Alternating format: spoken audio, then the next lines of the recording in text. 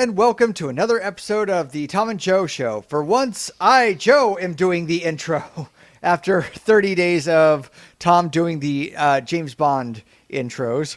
Yep. So we're back doing our normal shtick, which is anime and music and possibly other things. Yep. Happy New Year. I'm Joe. I'm Tom. And for this one, we're doing my choice, which was Charlotte, the anime written by Key or Jun Maeda, the figurehead of Key, and animated by PA Works, and one of the, I believe it was 2015. Yes. Yep. So this was one when I reviewed it, I kind of gave it a pass when I did. If you go to Infinite Rainy Days and search our seasonals from 2015, you'll eventually find my review on Charlotte, which was essentially a pass, and I really need to look at this at a couple of years later. It was an interesting title just because of how it works. Because in the early to mid 2000s, zeros, the aughts, there was Moe, and Key was one of the big factors in making Moe popular with Kanon, Air, all of that stuff. Yeah. And it was a giant cudgel of melodrama, like the hardcore shit. Just punching you in the face with like the worst situation and the most ridiculously over-the-top dramatic stuff. And that's how you made your bank with Moe characters. Eventually, he went out of that, and he did Angel Beats, which we're going to talk about. We can't really escape. They started off basically. Key are principally a visual novel studio. They did obviously Canon, which people have obviously heard of, which is like, I can't remember the last time I heard anyone talk about Canon. Which is sort of indicate, it's this first wave of Moe stuff before Moe became, cute girls do cute things cutely in things like K-On, which we'll eventually get to at some point because I really like K-On. So this is really the second of 3 series that they have done. The first being Angel with PA Works and obviously Aniplex. Is obviously Angel Beats is the first we will talk about sometime. Charlotte obviously is 20, which obviously is the key focus of our episode today. And the series The Day I Became a God, which is sort of. Yep, I have not seen that one myself. No. I did watch Angel Beats, but which I think will almost destined to become something we talk about in a couple of. This is the thing, like with some of the series that we talk about, obviously we will be doing, stuff from, a couple of seasons back at some point, because there's a lot of stuff from like the last couple of years I would really like to talk about, but we kind of like to let things cool off a bit. Don't expect us to be talking about, for example, anything from this season, sort of this side of 2022. We like to let things gestate a little bit. Otherwise basically we get back into the bad old days that me and Joe can both attest to about being seasonal reviewers and trying to keep up with 14 series at once. And sort of I got most of the shit ones, and I burned out real fast on that one. Yeah, even me was only doing two would usually end up with one of the sort of one. Anyway, though we digress. But anyway, that series has come up for some controversy basically, and Jun Maeda, I think, was like briefly missing in action the back end of last year. Nobody could find him because of the backlash over the second season of that series. But anyway, let's get back to what we're talking about, because Charlotte. Yeah. Charlotte is an interesting series to talk about, I think. Yeah, and this is my second time through watching it. This is your first. And I think the reason I wanted to watch it again is because I got very much Elven Lied vibes off of this. Yeah. Which is a series where a lot of people watched it for the first time, and they were just like impressed or, liked it because it had shock value. It punched you in the face with like all of its shock value, and it hit you with emotions. Then you watch it the second time, and wow, you are an emotionally manipulative little shit of a series, aren't you? Oh god, yeah. I mean, I've seen Elfen Lied about 8 or 9 years ago, and it's sort of as I said, I can't think of another series that sort of gives that sort of duplicity. It goes from you can compare it to something like Higurashi and go, oh, but Higurashi doesn't use shock value, and certainly Hmm.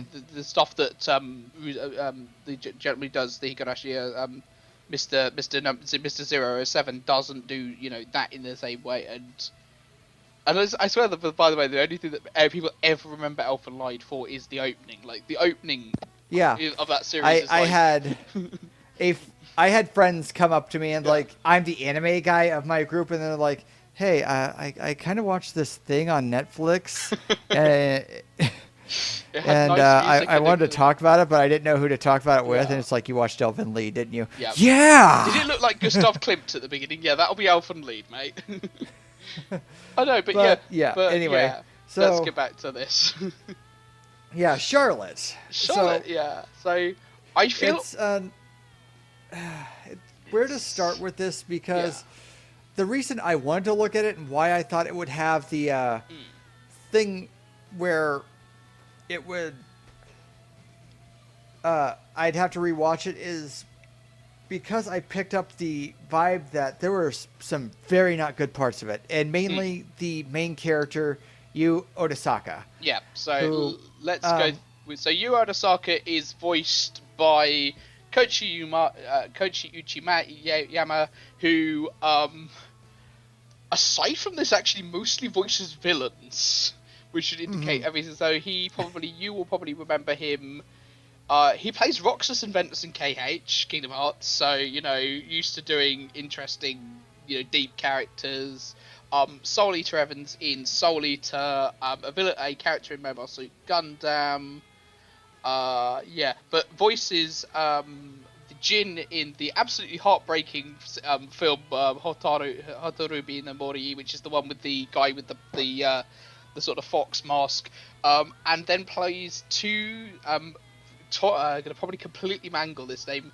Tomura Shigare in here in My Hero Academia, Midnight from Fairy Tail, and Miriam from Hunter x Hunter. So this guy usually voices not nice people. yeah, and for a while he is voicing a not nice person in Mm, this one. yeah. Because it starts with him. He has a superpower where he is able to take care over somebody for 5 seconds. And what he has been using it for is cheating to get through high school. He will take over somebody for 5 seconds, see their answers, and then copy his answers, and then get high scores on his tests. Yeah. And that's what he's been doing with his life. And then he's starting to escalate it by he sees this girl he likes, and what he does, and this kind of really makes the first episode uncomfortable, is he takes over a truck driver and then for 5 seconds and then drives it towards her, so when he gets back under control he can dive to save her. Mm. And that's how he gets together. But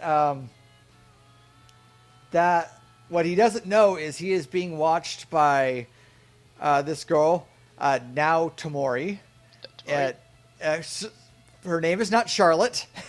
No, there is actually We'll get nobody to why called. the series is called Yeah. Charlotte later, but Yeah. she is filming him, and she's like, okay, we've seen what you're doing. We have recorded all of this, and if you don't come with us, come to this academy where we can keep you safe. We are going to give all of this evidence to your teachers and all of this, and we're going to ruin your life. Yeah. And it's sort of the thing is this with this series is it goes, and this is where we get to what my problem with Key and Jun Maeda's writing style. Mm-hmm. Let's talk about Angel Beats, because I feel this is like a good, Okay. sort of thing to sort of... So Angel Beats is a 2010 anime series. It's one of the first series I ever saw at university in the Anime Society, and its premise is this guy wakes... Basically, there is this afterlife type thing where basically a group of motley characters, including the greatest character ever to be created in anime, TK, who is this English spouting maniac, are basically trapped in this sort of afterlife. There is, a girl who looks suspiciously like Haruhi Suzumiya, who's sort of masterminding their attempts to pass on. And essentially it comes to a head where there's a mysterious angel girl called Kanade, who essentially has been there since the get-go, and essentially, you start to find out the links between these characters. The problem with this is this is a 13 episode anime series that manages to pack all of that in, and I have always suspected, up until I've seen this series, I suspected there was a thing with Angel Beats where, somebody came in and said, we do not have enough budget to make a 26 episode series, you are going to have to cut this somewhere. Because basically you have enough material there to make a good 20, not a sort of so-so, and it's 26, you're not stretching material over 26 episodes happily. And it's sort of really, what you get is a really weirdly paced series that sort of tries to do all this stuff at once. You keep all these balls in the air, and this is with an even larger cast than Charlotte's. And it's sort of, it's a great, Angel Beats is a great series. Please go watch it, but it is rushed as hell. They had to do two OVAs to actually fix the thing, and even the broadcast version, there was like an extra scene on DVD where they go, oh, here's actually an additional thing, and this explains this, and it's like, you should not be having to patch a series to make it sort of work. And we basically see these problems again in Charlotte, but almost on a higher level of magnitude. Yeah, I was going to say, it has the problems of Angel Beats on steroids. Oh, yeah. The reason I think Angel Beats works is that at least it is consistent. Yeah. It is, you are constantly watching one series. The problem with Charlotte is you are essentially watching 3 series, and they are very clearly divided up. Yeah. Absolutely. I mean, let's be fair here, Joe. It's still 13 episodes. Yeah, you could have happily stretched this out to a 3 series 13 episode call without much trouble. This is the thing. It feels like you have got somebody has almost done an abridged series of a much longer series and just sort of hacked away at anything they didn't think was important. That's the feeling I get with this. It's sort of, it changes tone so many times in 13 episodes. It gives you basically whiplash after a while. And it changes tone in episode. The final episode, which is like the infamous, okay, I need to come back and reevaluate it in years. It goes so many different tones in 5 minutes. And I am just exhausted watching the last episode by itself, and it's not even 10 minutes in. Yeah, I can't think of another series that does. It basically turns into tonal Mad Libs by the end of that, in that last episode, and I like the last episode, So, yeah, we'll get to that. I think we sort of go through until we sort of get into the big spoiler zone. I think would probably be the best way of talking about this. Yeah. Because there is like a lot of there's a lot. Stuff you just cannot talk about until you get to spoiler territory, like why the series is called Charlotte. Yeah, because you told me literally at the beginning of episode 1, which I did, sort of to go away and sort of go, guess how this is going to end, and it's like, okay, fine, brilliant, and yeah, my guess was nowhere near. I thought this was going to be a fairly sort of Moe school series with occasional dark things, and nope, it's not that. No, it is not. So eventually, once Now gets you to the university, or the academy where they hold all the people with special abilities, or has the potential to have them. He is now a member of the student council, and they have to go hunt down people with special abilities and get them to not use them anymore. And that is the premise for the series. And all of the people on the student council have flawed superpowers. Like, you can only take over somebody for 5 seconds. Now can only turn invisible for one person. Everybody else can absolutely see her perfectly fine, but for this one person, she can turn invisible. And then there's, oh god, I keep forgetting the name, but the guy with the glasses. Jojiro Otakajo, which is voiced by Takahiro Mizushima. Yeah. Yeah. And he just, like, as I said, he in another series, he would be like a, you know, you could put this character in My Hero Academia without much problem. It's like, this is the thing. But his special abilities are he runs fast, but he cannot control it. You gotta go fast. Gotta go fast. But he causes himself serious injury to the point where it's a running joke that he has constant head wounds. Yeah. And at first, you is like, are you okay? Do we need to call an ambulance? And sometimes they do need to call an ambulance on him. But then it's just a fact of life. Like, if you want the rare pork cutlets they serve in the cafeteria, I'm going to have to go fast and hurt myself, and we're going to have lunch over head wounds. And there's that kind of funny part of it that feels like a holdover from 90s harem stuff. Oh, God, where, because Jun Maeda also does a lot of the music for this, whatever he writes in. But he still has kind of sensibilities in, like, 90s harems where the music was just a 1-minute music cue of just wacky stuff is happening. It's like, for the uninitiated, if you've ever seen Neon Genesis Evangelion, literally the sort of Misato's theme, the thing that sounds like, you know, a Saturday a sort of early morning chat show theme. That's the sort of stuff that we.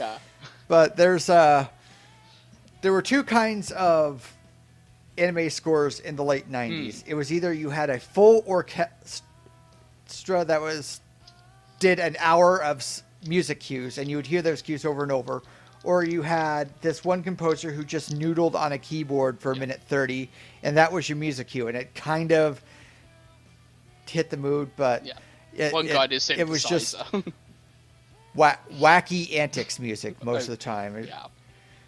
But then basically for about the next few episodes, they sort of just get people, and it's sort of, you know, and again, you know, some of this stuff could have been an episode on. They go up against a baseball team at one point for reasons.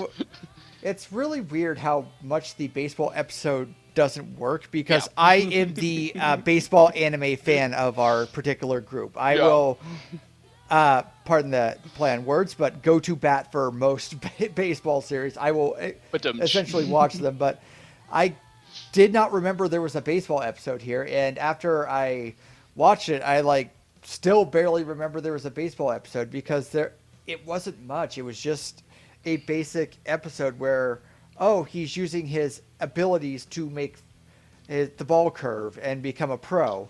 The problem is these abilities leave after adolescence, so essentially he's going to become a pro, and then his abilities will not work anymore, and he'll get thrown out, or, you know, he'll have nothing. But the big thing is he wants to play baseball with his friend and get to coaching with his friend, and that's about it. I mean, there's no caveat to his ability. Like, all of these abilities have caveats. Like, later on, there's one who hypnotizes people, and then they go to sleep. But she also falls asleep. But there's no caveat to some of these, so it's very inconsistent how these powers are used and doled out. Yeah, like the archery guy. I mean, again, this is like the thing. You could have done, you know, multiple episodes of these guys just, you know, going to here is, you know, the sort of the so-called the sort of using the sort of monster of the week formula where they go somewhere. Oh, this is the person who could do this with their powers. Okay, fine. We're gonna now go and deal with them for an episode, and then come back and then look. We'll sort of learn a little bit more about Nao's character and sort of all, you know, our protagonists, and off we go. But, you know, this gets compressed into what, 3 episodes? Yeah. Because, we get Nao's backstory, and it should have, I mean, it should have been an episode, but they kind of just shove it in there. And it's like, okay, I mean, we get it. I think Jun Maeda's method is that if you hit people with the hard emotions like fast, they don't think about it. Like with Angel Beats, the main thing I had when I went back to think about it was, wait, how did she get there first? Yeah, it's sort of like, and that's obviously a big spoiler to another series, but the problem is with Jun's series. How Sorry. regular time works, she should not have been waiting for him.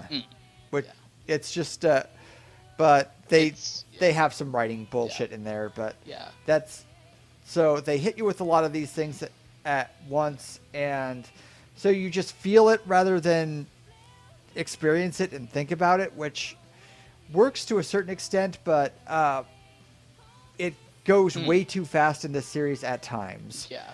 The thing is, and that's the thing I have with Jun Maeda's style, it is literally, if you think about this for too long, it's like, the entire series falls apart because basically the whole thing is to keep this wacky madness in motion. And if you start sort of thinking about it, it's one of those great series that's good to watch back to back. But if you have like the typical once a week, it's like, yeah, this is like, hang on a minute, why does that do with the thing? It's just like it just does not. This has that far more than Angel Beats. So and then we sort of get a couple more people. So we have a couple of people in one. Yeah. So we have Yusa Nishimori, who is a pop idol known as Yusarin, and her power is channeling the dead, but the only person she ever channels is her dead sister Misa, who is a vagrant and, very much a tough girl, and they switch between each other at random and at will. Like, Yusa does not know her sister is possessing... eventually I think they probably tell her, but she doesn't know, and she just thinks she just dazes out for a bit. But she goes from this, like, super cute, super cliche idol, and then she goes to this, potential gang member who is going to kill you with fire. A twisted fire starter. Her power is fire, so we essentially have two people in one, and they're voiced by Maya Uchida. But it's the same person, and I think she is the best character by how she is utilized. And the voice acting is probably the best with her, because it's doing what is essentially two characters is no mean feat for anybody. I think the only problem is Johiro kind of has a super idol crush on her, and so he just freaks out all the time, and all the boys in the class freak out because they have the idol in her class, and oh my god, she is so cute. And it's that wacky stuff where they bring in the old 90s wacky times happening music, and everyone starts having fucking nose. I think, does he have I swear at one point he has a bloody nosebleed in this. We forgot to talk about one of the vital parts where Yu has a sister that gets a bloody nose when she sees Yusarin, and that's her thing. But Yu has a sister, and that's his one redeeming quality is he loves his sister, even as she makes stuff with pizza sauce every night that should not be made with pizza sauce, and that's kind of the opening joke. But he as the only person that taking care of his sister, cares about his sister, loves, and will try to eat it and try not to offend. So that is his one redeeming side of him, is that he absolutely cares about his sister. And not in that way. It's actually no. They try wholesome. To say he has a sister complex, but he genuinely wants to protect her and keep her safe, and that is one of the things to when we get to the spoiler part of it. So the series goes on like this for a little bit. And it's fine. It's fine. It looks really good. Like, PA Works is one of the best in the business, especially with backgrounds. Yeah, it's beautiful. Let's be fair. This is, if nothing else, this series looks really, really good. Astounding. Like, astounding. It is beautifully animated. Yeah, and they do well with meshing in 3D CG, and they know not to use it too much, and their PA Works, I first came to them for Hanasaku Aroha, which is a series I could finally watch again, but it was a series where I couldn't watch more than one episode at a time because it was so slow, but I loved the backgrounds, and I loved, just the look of it. And they used a lot of 3D models for the buildings and stuff, but it worked because they knew how to mesh it with what was going on. And that's what happens here, even if, the one 3D CG model is the student council room. They show it in the open, and then they do one reveal on the episode, and then they kind of back off on it. But and certainly the cinematography. I mean, this is the thing with Jun Maeda series. They may, plot-wise, they may not be always the best thing. Like, the way they're shot and the way the frames are shot, and the sort of the whole Roger Deakins sort of thing. They all of the there are so many really nice shots in this series, and the cinematography, so to speak, of this series is very, very good indeed. Yeah.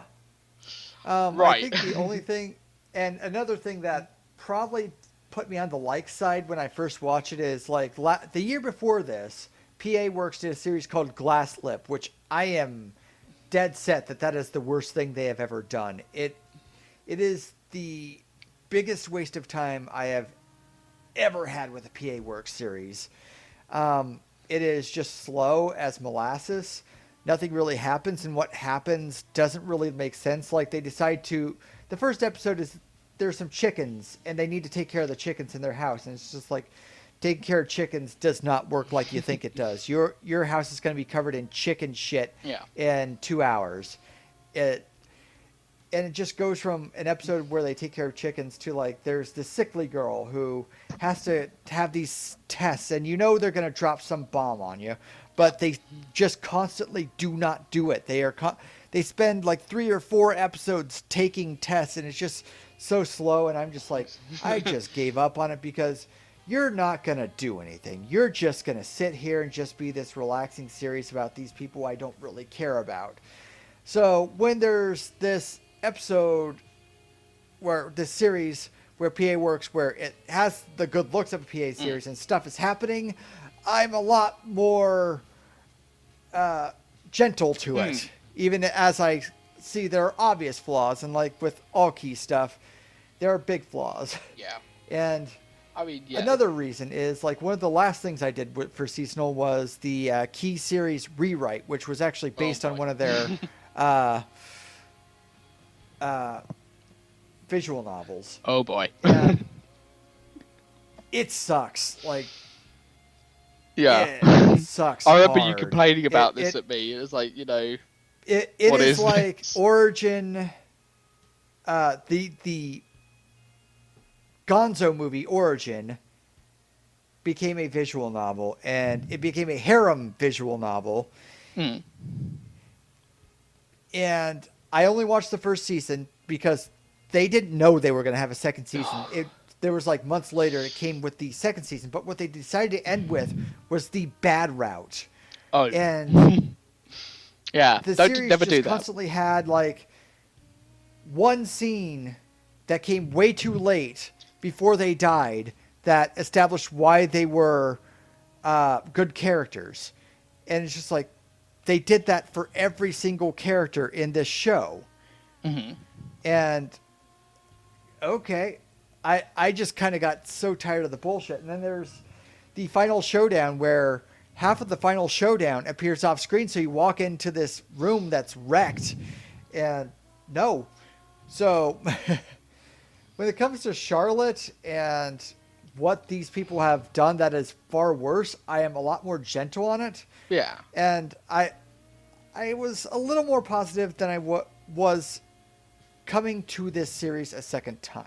Yeah, which I think is understandable. There is stuff, there is good stuff in there, and Jun Maeda's series always has, something good in it. They may not be, top tier stuff, but his writing, he has a style, and he has, when Jun Maeda does a series, it is a Jun Maeda series. He has such, he uses the same sort of tropes, he uses the same sort of things, and he explores them in different ways. The thing is with his stuff is it never feels like it is repetitive. It never feels like it is, the same story, done different times, which I feel can. I kind of picked up on that with.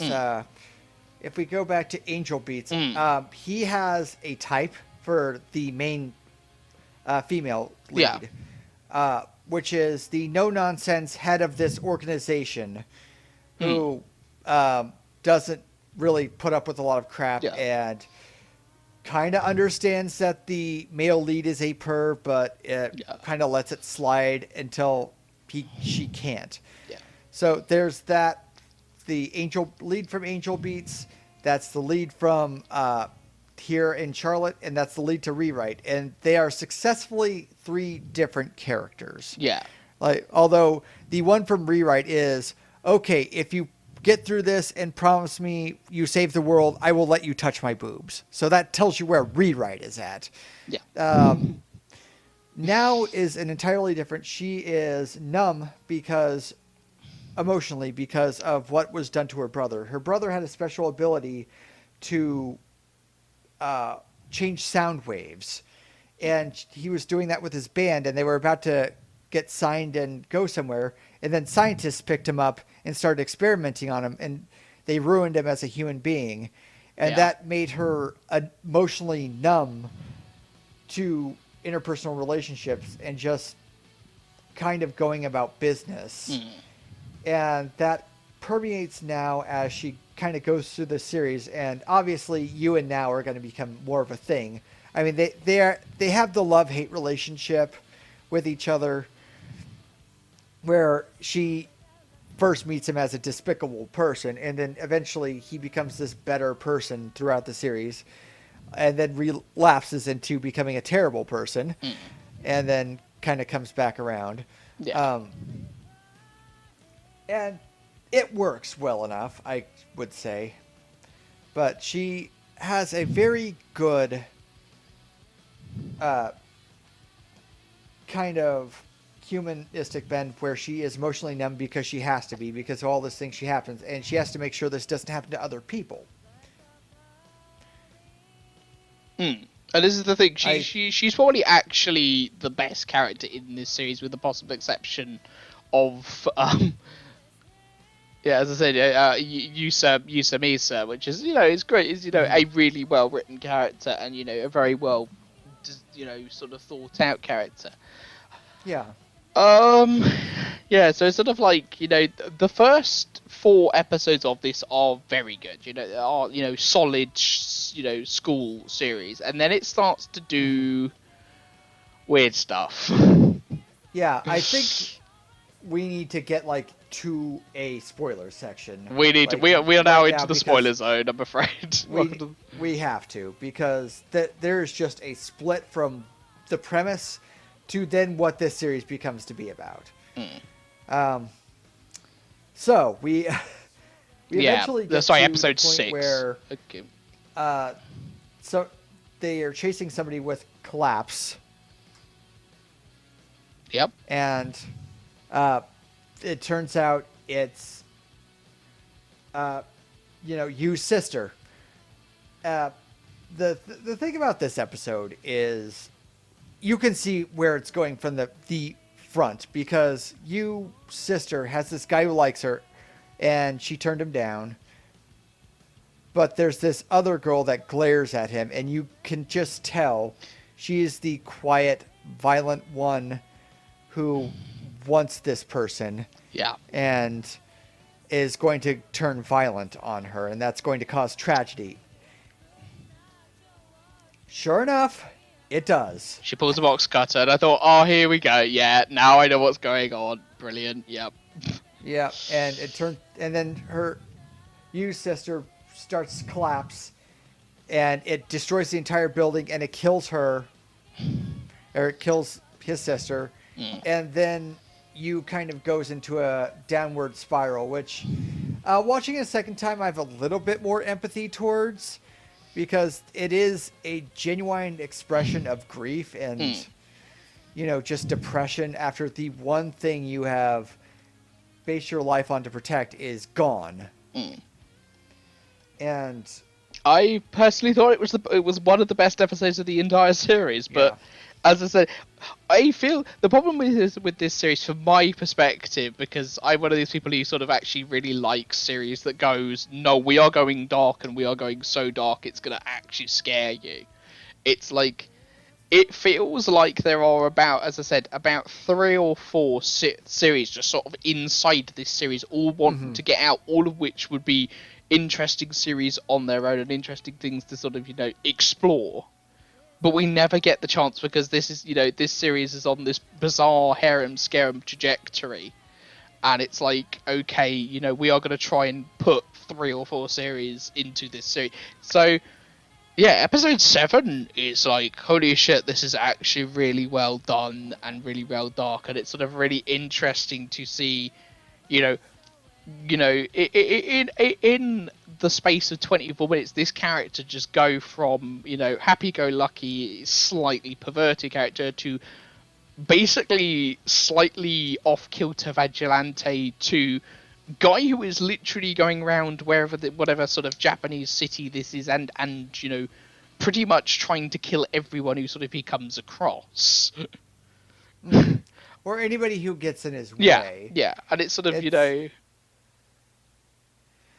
I mean, there's the selfish part of him, and then his selfish parts of him goes into overdrive, because literally what starts him fighting every punk or every person who looks at him wrong is that he is playing this. He gets way into this shooter series called Silent of the Dead or something. It's in Silent Hill font, but it's very clearly Silent House of the Dead meets Silent Hill. And so it's a shooter game, and he gets way into it to the point where I don't know how you don't kick this guy out for just spending hours just pointing at the screen, shooting and laughing maniacally. Like a bag, yeah.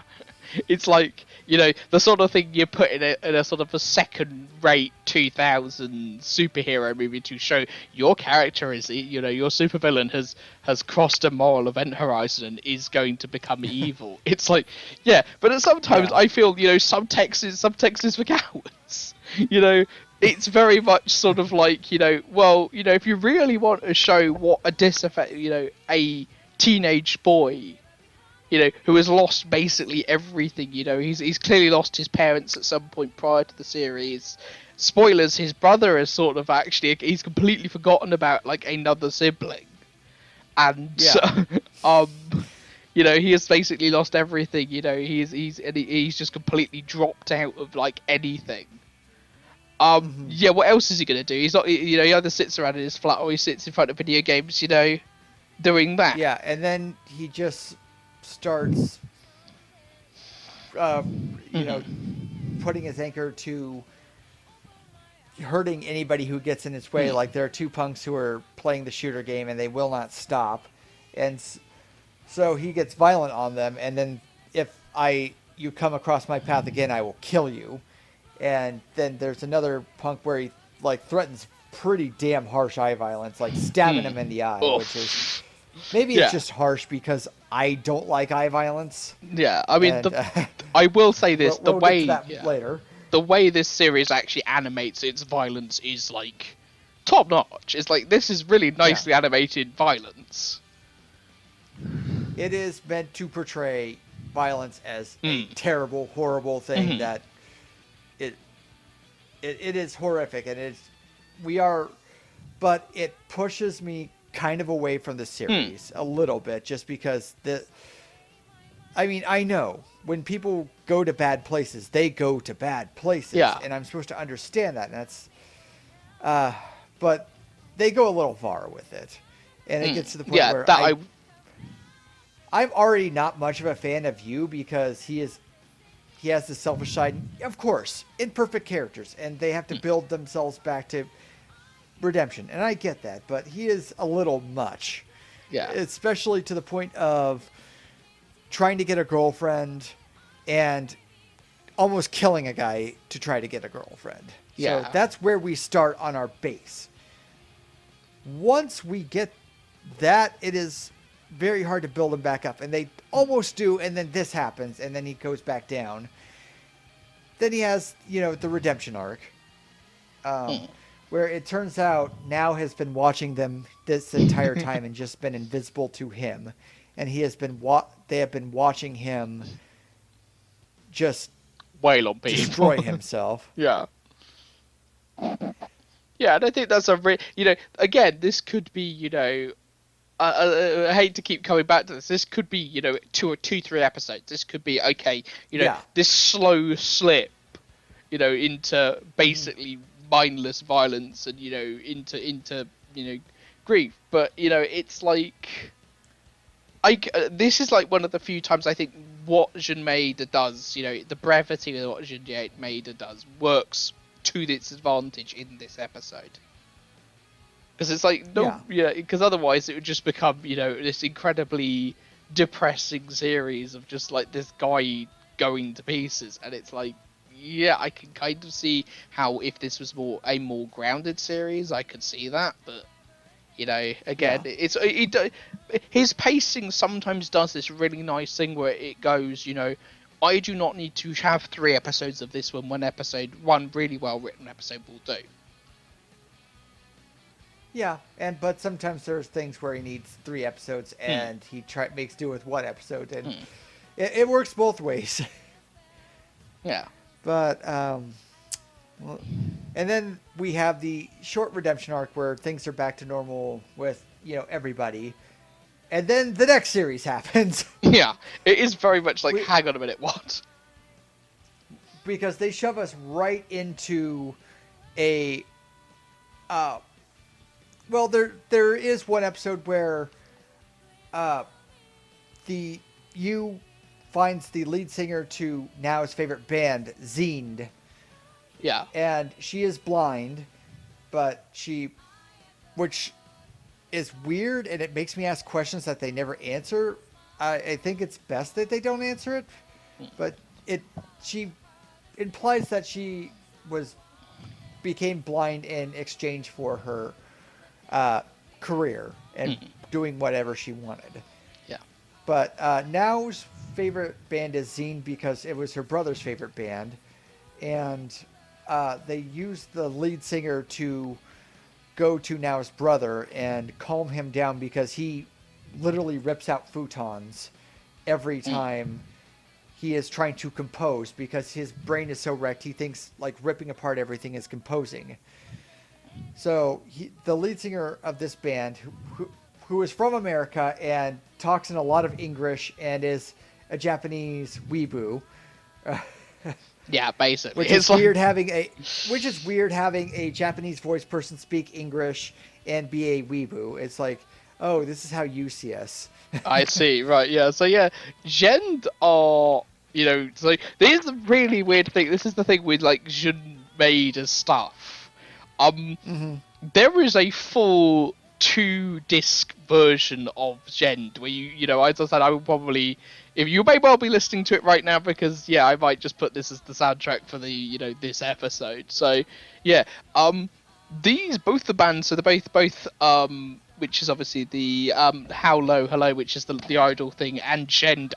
There is actual albums of this music, and Jun Maeda does this a lot with his stuff. I mean, there's the Girls Dead Monster stuff from Angel Beats. And it's actually really good post-rock. It's like, hey, it's nice to see, a music genre which I really like in an anime. And it's like, okay, cool. What I would say is the songs didn't really grab me. Yeah. The Idol song is a little too generic Idol, and the music video they put in the actual show is a little too on the nose. Like, you can... tell like, okay, how can I portray this visually after she says it, and then now we're gonna do it. It's one of those music videos that where I have a friend who is much more annoyed by those. And then we get to Zine's song where it's a lot of English words, but they don't flow. I mean, they get the general idea of what is trying to be expressed, but they don't flow. There's no rhyme. There's not a lot of rhythm. And it's just English words to a rock beat. Yeah. That is what I got from those songs. So here's the fun thing. This album, which Zend actually did, which is called Echo, which is a physical album you can go out and buy, has got two discs. It has got a disc in English, for some reason, and a disc in Japanese. And it's like, right, you appear to have used the wrong version here, Jun. This is the English version. This would make, fair enough, but it makes sense within this context of the characters, because the band is American. Yeah. She came from New York City. Yes. So it makes sense why she sings in English. But it probably is better in Japanese because that is what the voice actor's main language is, and it's very clear about that. And but I mean, that's a good episode overall. And then we get to the next series. Yeah, as I said, it just like slaps right into the next series because we have a flashback. Yeah. Or is it a flashback? So they go of you and his sister in this facility listening to Zend. Zend. And it was the thing is they're listening to the song they just heard in the previous episode, but that song was a new single. So they're treating it like it was one of their favorite songs, and they've been in this facility for a while. Yeah. So it's kind of like one of the what is going on. And so they are in a facility with people with special abilities, and they are trying to force it out of her sister, who is still alive. His sister. But so this is quote unquote the future, but it is not actually the future in the dimension they are in, because one of the special abilities is one of the people can time travel.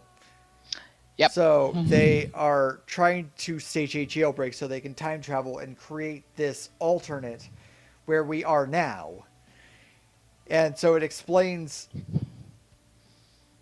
this older brother character who is erased from their memory, who he is, and their backstory, which it just... I wouldn't say this comes out of nowhere. They have some like memory flashes and stuff, but totally this is just like, okay, we're doing this now.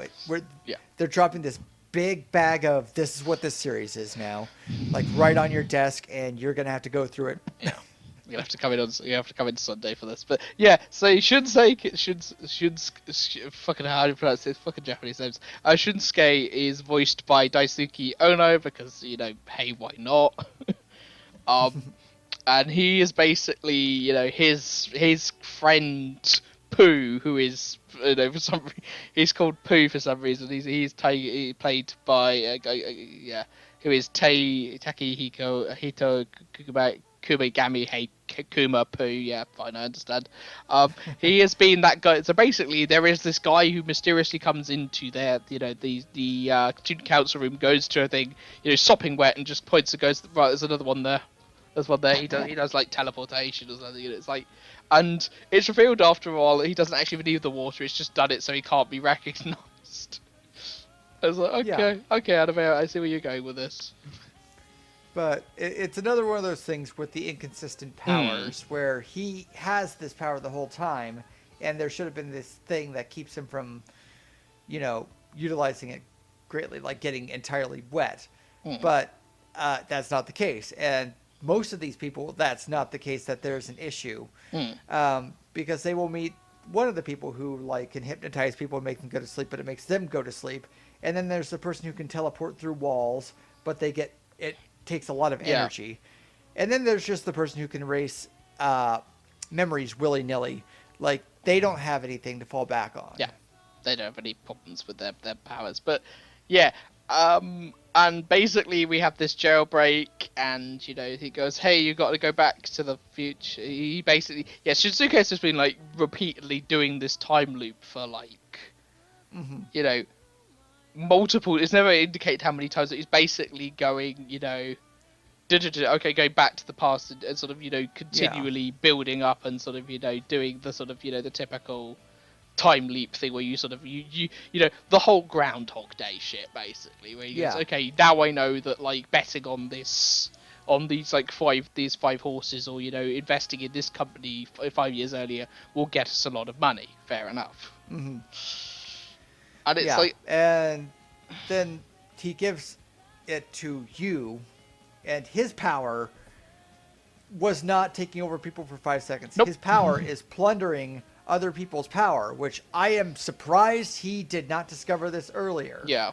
It's like, how you've been in, like, you've been, you know, even if you got a really clever hint of him going, you know, for you know, being invisible to, you know, one character, just for like, you know, and it's like, oh, okay, I didn't see, you know, this guy, you know, you doing this. Okay, that's fine. Oh, hang on a minute. You know, 5 episodes later, that was because he absorbed her power, and you know, so and basically he has this power to steal other people's power. Okay, fair enough.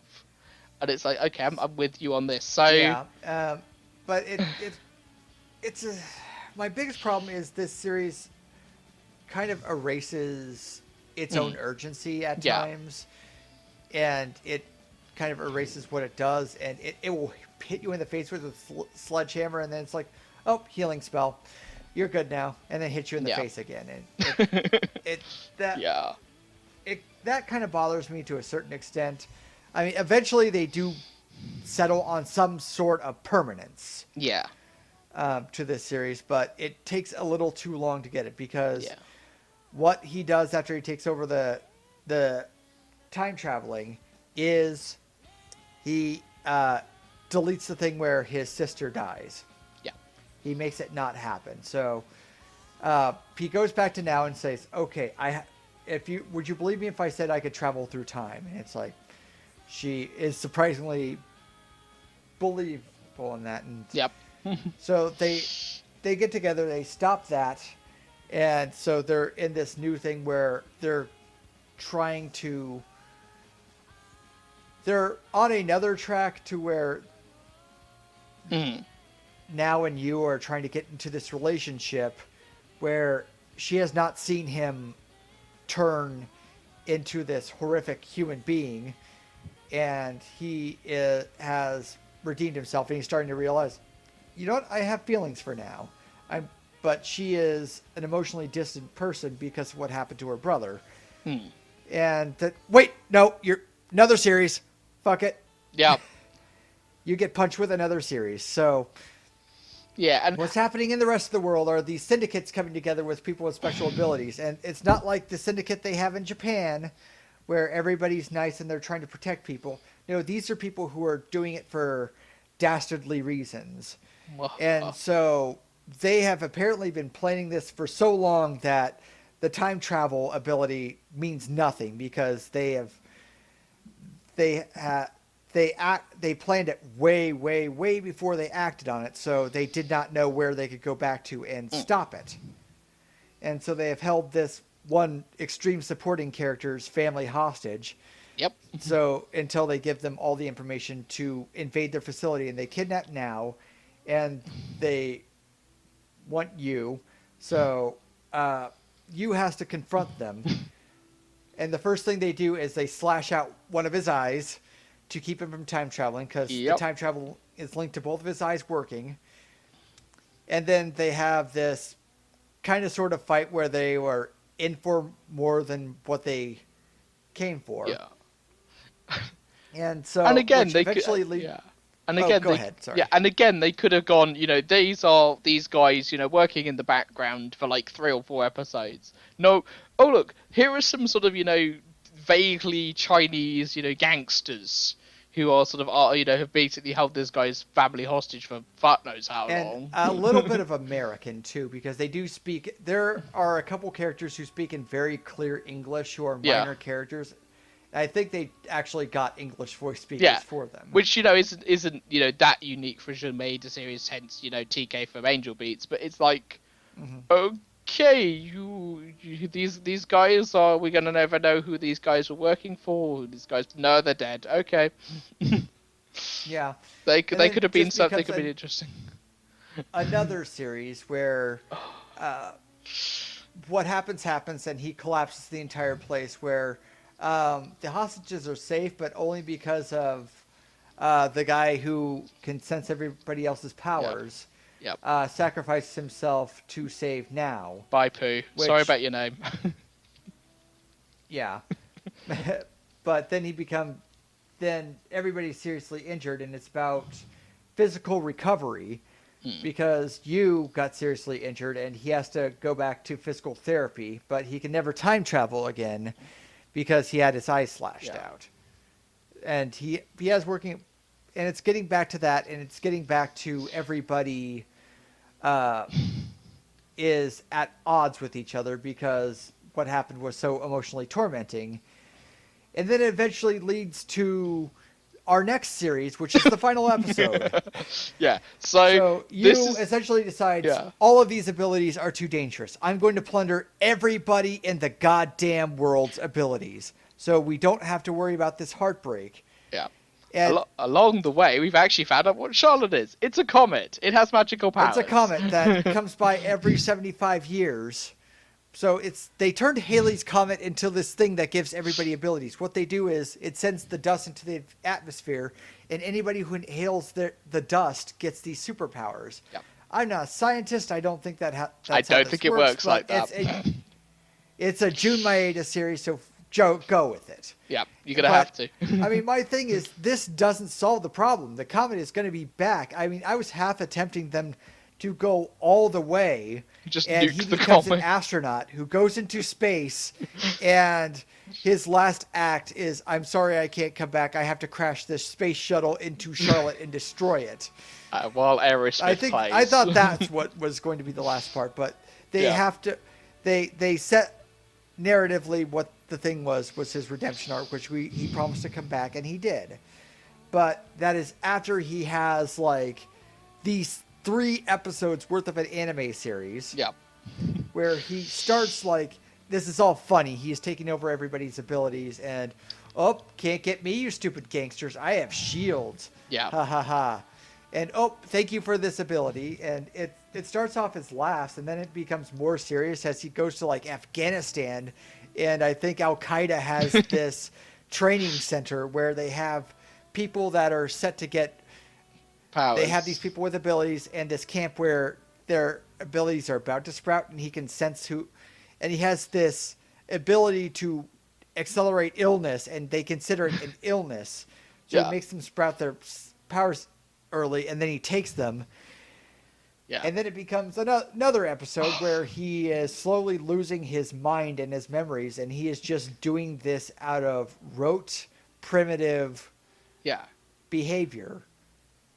I genuinely thought this was the best episode of the series. Like, it almost just does this thing where it's like, the breakneck pace of it is like, holy shit in places. It's like, it's like, it's less sort of like, my thing with it was less sort of like, okay, that we this is happening, is we are doing this. Okay, fine, buckle up. Which is which is very much, I got to admire the balls, to go, we are basically this could have been, as you said, 3 episodes. No, we are doing this in one 24-minute episode. Buckle up, strap in. We are going to just end this thing in one episode.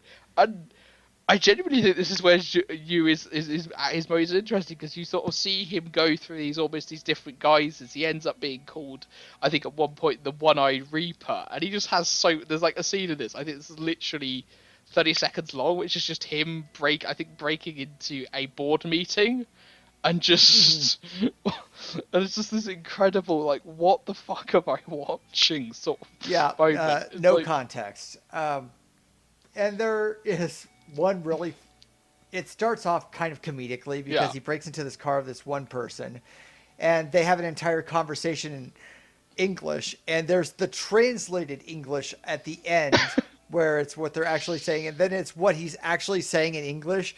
And if you no behave, You fire. Yeah, I mean, it's like the thing I have with this series, if all of the episodes had been this sort of like off the wall madcap sort of level, if this entire series had been just this guy doing this, I mean, fuck, you could have just had the first two episodes, the sister dies, we get the flashback thing, and then the rest of the series is just this mad sort of like dash across the world to just do all of, because I get this is going to sound really strange, Joe, given we've obviously talked about this series in great length. I got a really Eden of the East vibe off this last episode for some. I don't know quite why. Okay, I kind of get that. Yeah. But on the other end, it was a consistent series that Oh, spread yeah. out its plots, and the narrative was properly paced, so it doesn't punch you in the face with what happened. Oh, no, Everything absolutely. flows. No. Everything's, and I think my main issue with this is I have ADHD, and also I kind of have a problem with winding up from other people's emotions. Yeah. So there is an annoying thing where there are two different kinds of I'm not sure how I'm supposed to feel about this. There's the good kind where just life happens. And some of it's funny, but funny stuff happens in really dramatic stuff, and really dramatic stuff happens at funny times. And that's just a part of life. And that's the part I don't know how I'm going to react. That's good. And then there's this kind of I don't know how to react to this, where they're constantly changing what it is intentionally so many times that my mind is fried and annoyed, and I don't know how to deal with this. Yeah, I will agree there. This I mean, of the how many series do we see? How many series have we watched now? Like 6. This is episode 8 of like the sort of the 6 anime we have watched. This is the one that is like I don't think I could watch this all in one go, because I was watching this about 2 episodes, and it just gets to a point where it's like this is trying to do so much at once that it actually becomes a little bit headache inducing. And it's like, I get that this is like, Jun Maeda's writing style is very much this very dense, conceptually and, time-wise dense. But in places, this honestly felt like anime, as I said, anime Mad Libs. It's like, it almost as though somebody has started this series, and then they've, Chinese whispers, they go, okay, here is this series, this idea I have for a series, pass it on to the next person. The next person turns this into a sort of really dark psychoanalysis series of, this guy is, thinking grief because the sister has died. Okay, passes on to the next person. Oh no, it's time travel and secret magic powers and secret powers, and this facility, and almost a bit of like New Mutants going on. Okay, passes on to the next person. I'm gonna make this series about this guy that goes around the world taking everyone's powers. Passes on to the next person. I'm gonna end this series by like having this guy basically lose his mind. Okay, passes on to the next person. And then he wakes up in front of the girl, he's lost his memories, and the girl says, "Oh, we're boyfriend and girlfriend," and that's it.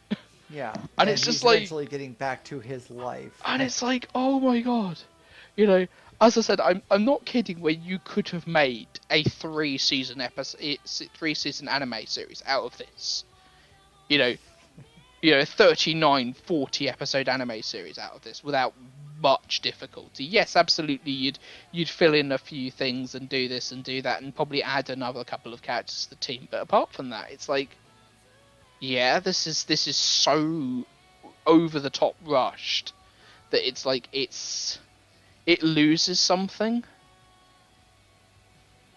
Mm-hmm. And that's sort of where I am on this. Yeah, it's like.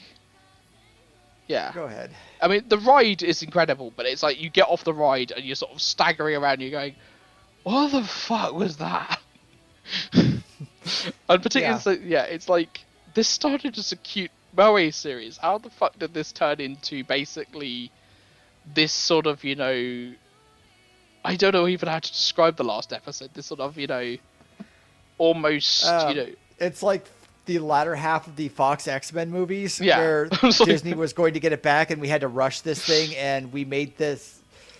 Okay, Yeah. we had this producer who doesn't really have any directing experience making the Dark Phoenix movie, Oh, and then we God. had New Mutants, which was Oh god, yeah. put on the shelf, and they, on the time of the shelf, they couldn't even spell one of the creators' names Oh, correctly. yeah, it's genuinely, it's like, I genuinely, I don't even think the word I'm looking for is rushed, because it's like, there are parts of this series, you know, Jun Maeda knows exactly what he's doing with this. This isn't an Angel Beats situation where it feels like he's Yeah. lost half the budget. This is exactly the story he wants to tell. But the story he wants to tell is just this chaotic mishmash of about another 4 series. It's like he's gone, you know, the fuck it bucket. He's gone, right, I'm putting that in, that in, that in, that in, go, right, go. I'm going to write a story about this. I'm going to put the 2 bands I'm sort of making music for in, cool. Sit down, right, off we go then. So, and it's enjoyable, but it's just, as I said, I don't have a word to describe it apart from just Yeah, what the fuck was I that? don't know. I watched this to get a second time to get clarity on what I felt, because like I said, I didn't quite know how to feel like this, and watching it a second time, I still kind of don't know. Like, the good parts of this series work, and Definitely. they really do, and I do have an admiration for, you know, now as a character and how they do Misa and Yusa, and how they are a complete package of a character arc. Like this idol character who had this delinquent sister and who is dead, and they cannot talk to each other anymore. They because they are the same person, and how they eventually have to say goodbye, and eventually how they have to like make peace with themselves. And that was a complete arc within this series that really works, and I really liked it. And then we have the rest of it, which it's 3 different super dramatic special power series that are doing numerous different things. And I like the emotions I felt for everything are real, and I suppose that's like the affection I have for Now and Yusarin are real, and but also the annoyance and the constant tonal whiplash I felt that just like hurt, and I'm like, you know, stop, I gotta Yeah. walk away from the series for 30 minutes. That was real too. So, I mean, I guess it goes back to a lot of Jun Maeda's work stuff, where if you felt something, it works. And I guess that is how to sum up this series. Yeah. Like you are going to feel something, and if you're one of those people who you really watch stuff to just pure feel stuff and not really think about it, you're probably going to like this a lot. Yeah. If you want to see a good story, there are parts of it, but it's not there. And the parts that they just drop off, and you know how it does eventually have a character arc and stuff, but it doesn't flow right, that is going to annoy you and piss you off. Yeah. And so that is where I am. Like, I am a person who can like a series. You just have to feel or something. Like, my favorite Satoshi Kon movie is probably the one that has the worst plot, which is Paprika. Yeah. So I get that, but I also get, as a writer, like, not having a story flow, how that is completely annoying, and how that is just changing what your series is. Yeah, I mean, you've got to be a hell of a director to sort of go Yeah. with me on this. This is very emotionally driven, you know. But, you know, some of the plot doesn't make sense. You've got to be somebody of con standard to make that shit fly. Yeah. And I think if you liked Angel Beats, you'll go with this you one. you will like that. Like, as an Angel Beats fan, I can absolutely say, yeah, this is more of the same, both positive and negative. if you like Angel Beats, you will like this. If you are annoyed by Angel Beats, you're going to be more annoyed by this one. You are going to want to throw Angel this out the Beats window. is a better series because it is more consistent. Yeah. But this one is more ambitious. It is trying to do 4 things at once, and it just sort of jerks you around too much to the point of occasional headache. But it has enough good stuff to where it can be redeemed depending on what you like. Indeed. Yeah, I mean, that would probably be about my view of it. I feel perhaps because this is the first time I'm watching this, that I do not have such a problem with it, but I can appreciate, you coming back to this and you going, okay, now I need to see whether this was actually as good or bad as I thought it was, or if it's worse or better. Yeah, this is a problem, is that this is one of these series that once it has, shown its hand, it's like, okay, once you got off that sort of shocking roller coaster, once you've sort of ridden a roller coaster, you go, okay, this bit goes that, it never has the same effect once you re-ride it. If that makes sense, because it's sort of like, the whole point of a series like this is it is driven by its momentum and the fact that you do not know what is going to happen next. Once you know what's happened, once you know what has happened next, it's like you start to see the gaps and the problems more. I liked it, but I would say this is certainly not as good as Angel Beats. If you like Angel Beats, you will like this. If you're sort of very lukewarm on Angel Beats, or worse, I would probably suggest not watching this because this will make you angry. Okay. So yeah, that's. I think that about wraps up. Yeah. This. Yeah, so, we're about an hour 10. We're about an hour 10. But we have to do the social media thing. We have to do our thing and tell you what's happening next. So. Here's some sort of fun thing. We will be doing a special episode for Patreon. So if you want to listen to us talk about the new Weezer album, OK Human, which has been out as of time of speaking for about a day and a half. This episode we're probably be recording it next week and sort of giving our views on it. Then it will be up for Patreons, and it will probably make its way to YouTube sometime around May. So yeah, that's what is the Patreon? The Patreon is I will just get it up on the screen. One moment. Do you want to just plug your social media while we do that, Joe? Because otherwise I'm going to. The only way you can find me on social media is Twitter at Joe Stratman. Yep. Stratman STRAATMANN. Yep, that Patreon, I will put this in the description as well, is patreon.com/the Thom and Joe Show, all one word. Now, Thom is spelt with a H because I'm a pretentious asshole, so yeah, THOM and Joe, ANDJOE, show at Patreon. Or if you're watching this on YouTube, it will be down in the thing. So yeah, we've also got, so let's do the sort of the next thing, which is obviously the next anime series, which is my pick, I believe. Yes. We will be talking about another series from 2015 called Aoharu X Machine Gun, which is another one-season anime based on a manga. That will be our next anime episode, but coming first, we will be talking in our next music episode, because it's my choice this time, about Ulva's 1994 black metal masterpiece, Bergetat, and the incomprehensible Norwegian title.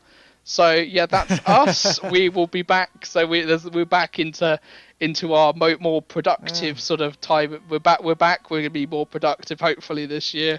The pandemic's still going on, but we're here, and we will be talking about lots of things, hopefully, in the months to come. Thank you, ladies and gentlemen, for listening, and we will see you on the next episode of the Thom and Joe Show.